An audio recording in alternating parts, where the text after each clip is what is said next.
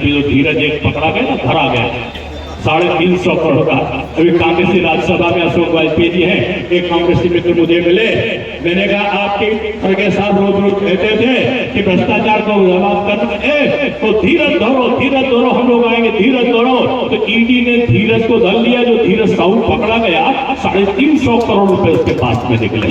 तो हमने कहा ये बदला हुआ भारत है और इस बदले में भारत में जो कहते हैं वो करते हैं। मोदी जी ने कहा धारा 370 हट जाएगी। लोगों ने कहा महबूबा मुफ्ती चिल्लाई पाकिस्तान आक्रमण कर देगा, फारूक अब्दुल्ला चिल्लाए भारत में गृह युद्ध हो जाएगा, राहुल भैया रोए और उन्होंने कहा ये उचित नहीं होगा, यहाँ पर भयंकर विवाद हो जाएगा, यहाँ पर दंगे हो जाएंगे। अमित शाह जी लोकसभा राज्यसभा में गए, साक्षी महाराज अशोक वाजपेयी जी मौजूद रहे। 70 साल की समस्या को भारत के प्रधानमंत्री के निर्देश पर भारत के गृह मंत्री ने 70 साल की समस्या को 70 मिनट में कहा 1 2 3 और धारा 370 फ्री, और धारा 370 फ्री हो गया, बदल गया। एक पतिंगा नहीं पर मार पाया। एक छोटी सी घटना भी कश्मीर में नहीं हुई और आज कश्मीर में लोग जश्न मनाने के लिए जा रहे हैं। आज श्रीनगर की वादियां फिर से आज मालामाल हो रही है। क्यों? क्योंकि आज हिंदू और मुसलमान में फर्क नहीं है। राशन 10 किलो मिल रहा है, लेने जाओ तो हिंदू को भी मिलेगा, मुसलमान को भी मिलेगा, अगड़े को भी मिलेगा, पिछड़े को भी मिलेगा, अनुसूचित को भी मिलेगा, तो दलित को भी मिलेगा। लोग अगड़े और पिछड़े और अनुसूचित में लड़ाई लगवाने का स्वप्न देख रहे थे। मोदी जी ने कहा भारतवर्ष में केवल 4 जातियां हैं। एक जाति का नाम है महिला, दूसरी जात का नाम है युवा, तीसरी जात का नाम है किसान और चौथी जात का नाम है गरीबी। ये 4 जातियां हैं और हम सबको मिलकर इन 4 जातियों के उत्थान के लिए, उनकी प्रगति के लिए लड़ना है। हमें अगड़े के लिए नहीं, हमें पिछड़े के लिए नहीं, हमें हिंदू के लिए नहीं, हमें मुसलमान के लिए नहीं, इन 4 जातियों के उत्थान के लिए हमें लड़ना है। इसका संकल्प लेकर आज प्रधानमंत्री चले। इसलिए मैं आप सबसे कहना चाहता हूं कि आज धारा 370 हटी। उसके बाद लोग कहते थे कि ये मुस्लिम पहला विधेयक देश से हो जाएगा, ये तो धर्म का मामला है। अरे अफगानिस्तान में नहीं हुआ ये तलाक का रिवाज, अरब में तलाक का रिवाज नहीं है, पाकिस्तान में तलाक का रिवाज नहीं था। यहाँ हमारी मुस्लिम बहन प्रताड़ना झेलती थी, हमारी मुस्लिम बहन के साथ अत्याचार होता था।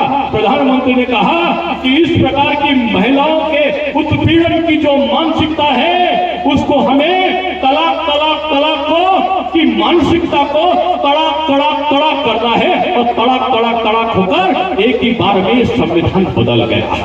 ये शेर वाला जो दिल होता है 56 इंच का, वही कर सकता है और यही प्रधानमंत्री ने किया। और उसके बाद तो महाराज श्री बता रहे थे राम लला हम आएंगे, मंदिर वही बनाएंगे। राम लला हम आ गए, मंदिर वही बना गए। अब 550 साल के बाद रामलला धूमधाम से आ रहे हैं। मिथिला नेपाल से माता सीता के लिए जेवर और साड़ी आ रही है, सुहाग का काम आ रहा है, और साउथ से बनी हुई मूर्ति आ रही है। तो कहीं लंका से, कहीं बर्मा से, कहीं अमेरिका से, कहीं कनाडा से, पूरी दुनिया से चल के लोग राम राम बोलते हुए, वो राम का नाम लेते हुए आ रहे हैं। ये राम का नाम जो है ये भगवान राम से भी कहीं बड़ा है। एक बार मैं आपको बताऊं, तो मुझे एक चीज याद आई कि भारत सोने की चिड़िया हुआ करता था और सोने की चिड़िया को ये अंग्रेज आए, ये पुर्तगाली आए, ये यूनानी और फ्रांसीसी आए, ये मुगल आए, ये तुर्क आए, इन्होंने सोने की चिड़िया को लूटा, उसके पंखों को नोचा, यहाँ के धर्म स्थानों को बर्बाद किया और चले गए। अब मोदी जी का युग आ गया तो मोदी जी ने दहाड़ता हुआ शेर खड़ा कर दिया कि अगर अब किसी की हिमाकत हुई तो पाकिस्तान के घर के अंदर घुस कर मारने वाला ये दहाड़ता हुआ शेर आ गया। ये बदला हुआ भारत है, ये वो भारत है जो आजाद की अलख जलाने वाला भारत है। ये वो भारत है जो स्वाधीन भारत होने के बाद आज अपने बल पर खड़ा हुआ भारत है। ये वो भारत है जो कि एक समय में सड़ा हुआ लाल रंग का गेहूं आता था अमेरिका के बंदरगाहों से, और आने के बाद हिंदुस्तान के बुजुर्ग लोग जानते होंगे कि राशन कार्ड लगाकर वो सड़े हुए लाल रंग के गेहूं को हिंदुस्तानी लेने वाले के लिए मजबूर होते थे कांग्रेस के शासन में। आज क्या है? आज पूरी दुनिया करा रही है कोरोना के बाद। अमेरिका में 25 लाख लोग मर जाते हैं। अमेरिका हिंदुस्तान से आवाज लगाता है कि हमको दवा दे दो। आज अमेरिका याची बना है, भारत दाता बना है। वो भारत जो छोटी छोटी चीजों पर वहां से चीज मंगाया करता था, आज 120 देशों को कोरोना की वैक्सीन देने वाला भारत बन गया है। आज भारत बुलेट ट्रेन बना रहा है। आज भारत राफेल विमान आएगा तो यहाँ पर बनाएगा। जहाँ 17 एक्सप्रेस वे बन रहे हैं, 20 हवाई अड्डे यहाँ पर बनकर तैयार है। एशिया का सबसे बड़ा हवाई अड्डा उत्तर प्रदेश में बन रहा है। एशिया का सबसे बड़ा डाटा सेंटर 250 मेगावाट का आज हमारे उत्तर प्रदेश में लगा है। 100 मोबाइल बनते हैं तो 70 मोबाइल आज उत्तर प्रदेश में बन रहे हैं। आज का उत्तर प्रदेश बदला हुआ उत्तर प्रदेश, मेट्रो वाला उत्तर प्रदेश चल रहा है। अब तो आप उन्नाव से कानपुर से बैठोगे और लखनऊ केवल 25 मिनट में लखनऊ पहुंच जाओगे। वो वाला आज यहाँ पर हमारा भारतवर्ष बन रहा है। मैंने क्यों कहा कि दे दी आजादी बिना खटक बिना ढाल, साबरमती के संत तूने कर दिया कमाल।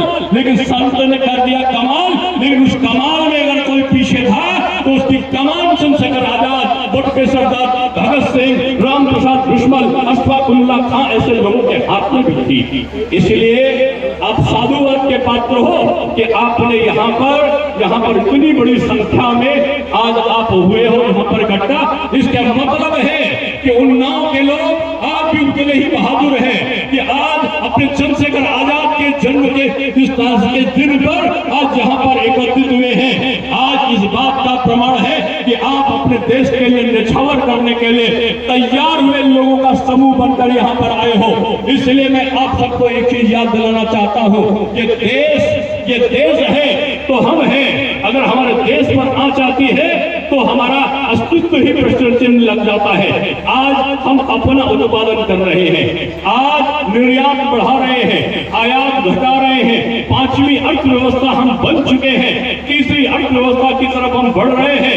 आज जगह जगह पर ये विकसित भारत संकल्प यात्रा पहुंच रही है। 5 लाख का आयुष्मान कार्ड बनवा लो। आज आप अपने जिनको घर नहीं मिला है वो प्रधानमंत्री आवास के लिए उसमें आप विकसित भारत संकल्प यात्रा में फॉर्म भर दो। जिनको गैस का सिलेंडर नहीं मिला वो गैस के सिलेंडर के लिए भर दो। आज किसान निधि के 6000 रुपए के लिए फॉर्म भरने के लिए भी विकसित संकल्प यात्रा आपके पास में है। और आपके सारे कामों को करने का काम सरकार आपके द्वार में पहुंचती है। क्यों? क्योंकि ऐसे लोगों ने हमें आजादी दिलाकर एक ऐसी श्रृंखला यहाँ पर लाई है कि पहले क्या होता था कि पहले पाकिस्तान से गोली चलती थी और हिंदुस्तान के प्रधानमंत्री खड़े हो जाते थे। और 15 अगस्त आया, 26 जनवरी आई, हिंदुस्तान का प्रधानमंत्री लाल किले पर चला गया। लाल किले पर सफेद रंग का कबूतर आया, पाकिस्तान से गोली, हिंदुस्तान से सफेद कबूतर। वो कबूतर शांति का प्रतीक, पाकिस्तान का गोली, हिंदुस्तान का आई लव यू पाकिस्तान। और आई लव यू पाकिस्तान में उड़ता हुआ सफेद कबूतर जाता था। मोदी जी प्रधानमंत्री बने, उन्होंने कहा शरीफ तुम जब तक शरीफ रहोगे तब तक ठीक चलेगा। बदमाश बने तो भारत बदल गया।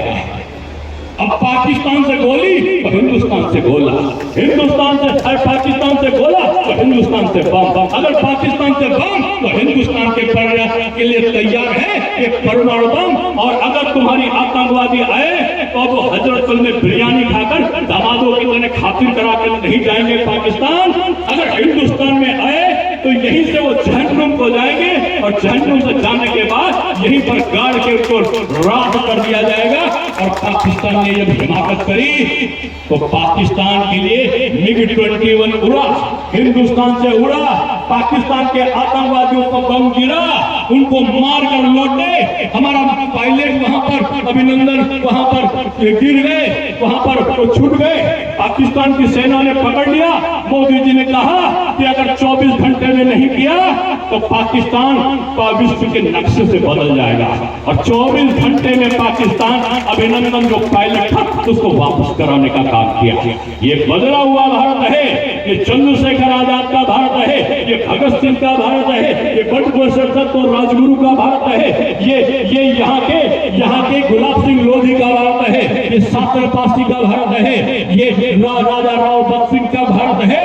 ये भारत चंद्रशेखर आजाद का है, जिन्होंने कह दिया था आजाद मेरा नाम है, स्वाधीनता मेरा बाप है। लोग कहते हैं कि भारत स्वतंत्र हो गया, लेकिन भारत स्वाधीन तो हुआ, स्वतंत्र नहीं हो पाया।